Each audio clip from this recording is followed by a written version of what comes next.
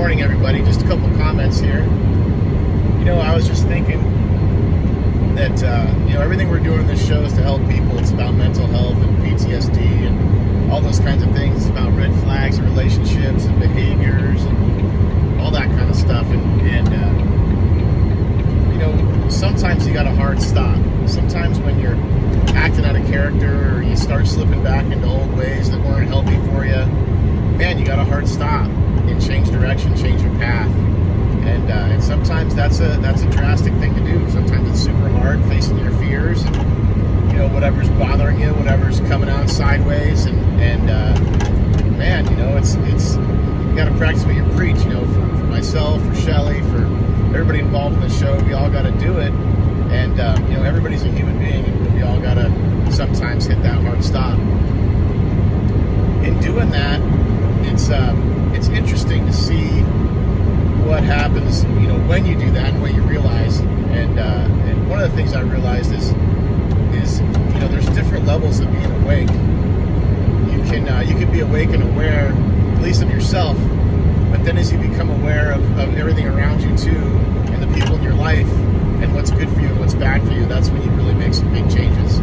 And honestly, it changes your behavior too, because you let go of those old habits and those old ways of doing things and responding. Sometimes the way you should respond is sometimes the way you shouldn't. And this is a powerful time, man. There's a lot of things going on for all of us, and we talked about thirds, and we talk about all this stuff, and kids, and work, and life, and relationships, and all that stuff. And man, there's a lot of shit going on, and you really, really, really got to unplug sometimes and evaluate, what's good for you and what's not good for you. And even my son the other day was talking about all the stuff he has going on just in high school with, kids fighting and girls he likes and girls he doesn't like, and who's good for him and who he's going to keep in his life and who he's not going to keep in his life.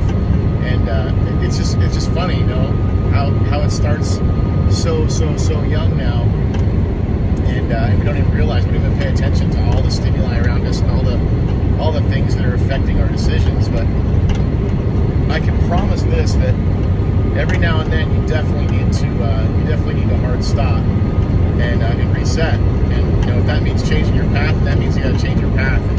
And that shit's scary sometimes. But remember, you're not alone.